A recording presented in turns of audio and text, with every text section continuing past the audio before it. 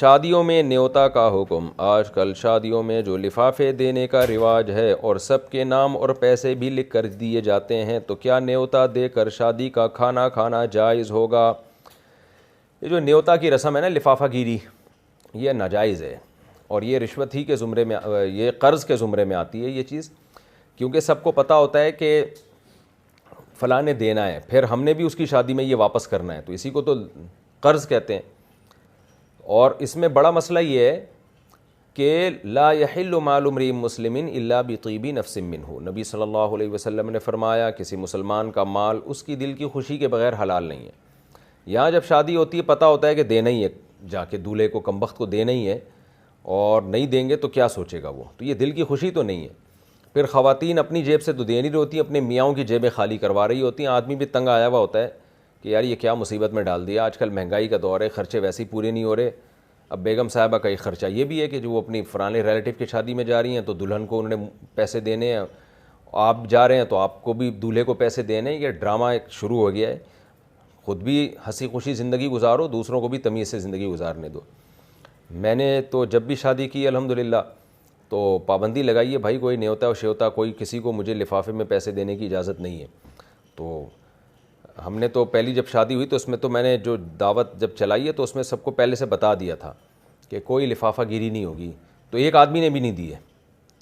تو ایک بوڑھے میاں تھے، انہوں نے دیے پیسے، لیکن وہ بوڑھے تھے اور والد صاحب کے اور ہمارے بزرگوں میں شمار ہوتا تھا، تو وہ ان کی بزرگی کی رعایت کر کے میں نے لے لیے، لیکن باقی کسی نے بھی نہیں دیے۔ ایک اعلان چلا ہے، کسی نے بھی نہیں دیے، اس کا مطلب لوگ پہلے سے ذہنی طور پہ تیار تھے کہ یار نہیں دینے، لیکن شرم مروت میں دے رہے ہوتے ہیں۔ تو اس لیے آپ کارڈ پہ لکھ دیں کہ پیسے لفافے میں ڈال کے نہ لے کر آئیں تو بس، لیکن ظاہر ہے اس کے لیے حوصلہ چاہیے نا، بری رسم سوسائٹی سے ختم کرنے کے لیے کچھ قربانی دینی پڑتی ہے نا۔ دولہے کا سارا ولیمے کا خرچہ لفافوں میں پورا ہو جاتا ہے، تو ڈرامے بازی کر کے ولیمہ کھلا رہا ہوتا ہے کہ میں جیسے بڑا خرچہ کر رہا ہوں۔ کیا خرچہ کر رہے ہو؟ سارا تو تم نے لفافوں میں واپس لے لیا ہے۔ تو یہ فضول رسم ہے، دل کی خوشی سے نہیں ہوتی۔ ہدیہ وہ ہوتا ہے جس سے محبت بڑھے اور دل کی خوشی سے ہو، تو اس لیے بعد میں کبھی موقع ملے دے دیں، بھائی تمہاری شادی ہوئی تھی 1 مہینہ پہلے تو میں سوچ رہا تھا گفٹ دے دوں، چلو یہ اب دے رہا ہوں میں گفٹ، اس طرح سے کر لینا چاہیے۔ میں ایک لیب میں کام کرتا ہوں، وہاں خواتین کا خون بھی لیا جاتا ہے اور مردوں کا بھی۔ جو بندہ خون لیتا ہے تو وہ خاتون کے ہاتھ کو پکڑتا ہے، کیا یہ جائز ہوگا یا نہیں؟ مدثر صاحب کشمیر سے۔ بالکل جائز نہیں ہے مدثر صاحب، اتنا براڈ مائنڈڈ لبرل بننے کی ضرورت نہیں ہے۔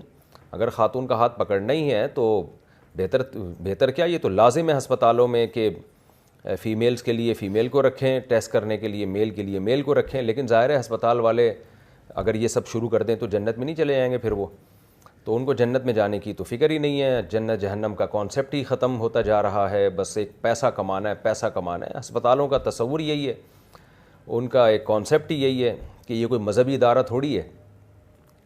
کسی ہاسپٹل میں بات کرو نا، بھائی فیمیل کے لیے فیمیل رکھیں، میل کے لیے میل رکھیں، تو وہ جواب دیتے ہیں کوئی مذہبی ادارہ تھوڑی ہے یہ۔ تو ٹھیک ہے، اللہ کے تو تم ہو نا، تم جو کھا پی رہے ہو تو اللہ کھلا رہا ہے نا تمہیں، تو قیامت میں اللہ آپ سے حساب و کتاب لے گا۔ اللہ نے صرف یہ تھوڑی کہ مسجد کے لیے الگ قانون بنائے ہوں اور ہاسپٹل کے لیے الگ بنائے ہوں۔ یہ جو اللہ تعالیٰ کا حکم ہے پردہ اور غیر محرم عورت کو آپ ٹچ نہیں کر سکتے، تو یہ سب کے لیے ہیں۔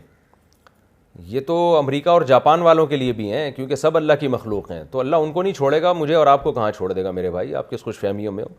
تو اگر آپ کا آخرت پر یقین نہیں ہے تو ٹھیک ہے، جو مرضی کرنا ہے کرو بھائی آپ، اور اگر یقین ہے تو پھر آپ کو یہ سسٹم ختم کرنا پڑے گا، اللہ کو جواب دینا ہے آپ نے۔ لیکن بہرحال ہسپتال کی مینجمنٹ اگر یہ نہیں کرتی اور آپ مجبور ہیں وہاں پہ، آپ نے تو ٹیسٹ کرنا ہے، آپ کی جاب جائے گی، تو پھر فیمیل کا ہاتھ اگر پکڑنا ہی ہو تو کوئی گلوز وغیرہ پہن لیں، براہ راست ہاتھ نہ لگائیں، گلوز پہن لیں اپنے ہاتھوں میں، اور اس کے بعد اس فیمیل کا ہاتھ پکڑیں اور ٹیسٹ کر کے فوراً ہاتھ چھوڑ دیں، تو ایسا نہ ہو کہ زندگی بھر کے لیے اس کا ہاتھ پکڑ کے رکھیں آپ۔ اچھا بھائی، اور خاتون اگر کسی میل کا ہاتھ پکڑیں تو وہ بھی اپنے ہاتھوں میں گلوز پہنیں، اس کے بعد میل کا ہاتھ پکڑ کے بلڈ نکالیں۔ اس طرح بلا حائل فیمیل ڈاکٹر کے لیے مرد کو ہاتھ لگانا بھی جائز نہیں ہے، لیکن ڈاکٹروں کو یہ باتیں سمجھ میں آتی نہیں ہیں، مذاق اڑاتے ہیں مولویوں کا کہ اے پرانے ترقی، یہ دیکھو یہ کیا ترقی کریں گے، تو اس کا ترقی سے کیا تعلق ہے یار؟ ٹیسٹ ہی کرنا ہے نا، تو میل کا ہاتھ پکڑ کے ٹیسٹ کر لے اور فیمیل کا ہاتھ پکڑ کے ٹیسٹ کر لے، اس کا ترقی سے کیا تعلق ہے؟ ابھی میں ایک کلپ سن رہا تھا، اس میں یہ جو ایک نئی فلم آ رہی ہے نا ایک بیہودہ سی فلم جوائے لینڈ کے نام سے. تو ایک صاحب تقریر کر رہے تھے کہ مسلمان کب تک ہم لوگ کب تک جو ہے نا وہ ترقی میں پیچھے رہیں گے اور انہی بحثوں میں پڑے رہیں گے کہ یہ فلم آنی چاہیے کہ نہیں آنی چاہیے. کیسے پاگل لوگ ہیں یار. لڑکوں سے عشق آپ دکھا رہے ہو, اس کا ترقی سے کیا تعلق ہے؟ سائنسی ترقی سے کیا تعلق ہے اس کا؟ کتنی فضول قسم کی باتیں ہیں یہ.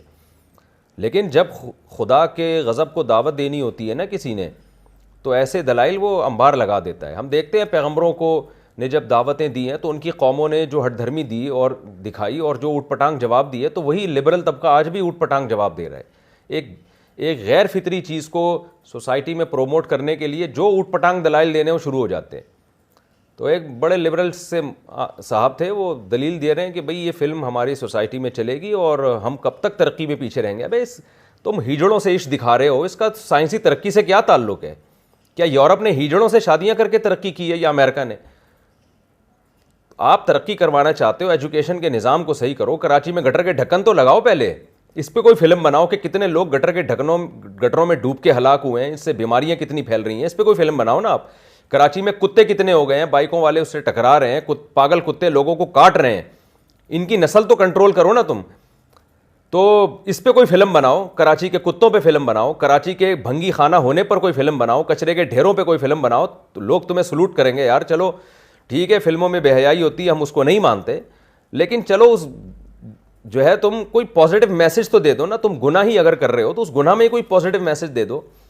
تو کیا گندگی ہو چکی ہے ہمارے ملک میں, اور یہ چیزیں ہمارے اب ایک یہ رہ گیا تھا ہمارے ملک میں, یعنی ترقی کے لیے یہ ہیجڑوں سے شادیاں اور لڑکوں سے بدفعلیاں, یہ سائنسی ترقی میں رکاوٹ بن رہی تھی, تو اس کو پروموٹ کیا جا رہا ہے. اللہ ان لبرل لوگوں کو ہدایت دے. جب انسان وحی کی تعلیمات کے بغیر کھوپڑی استعمال کرتا ہے نا, تو وہ گدھے گھوڑوں کو بھی پیچھے چھوڑ دیتا ہے پھر وہ.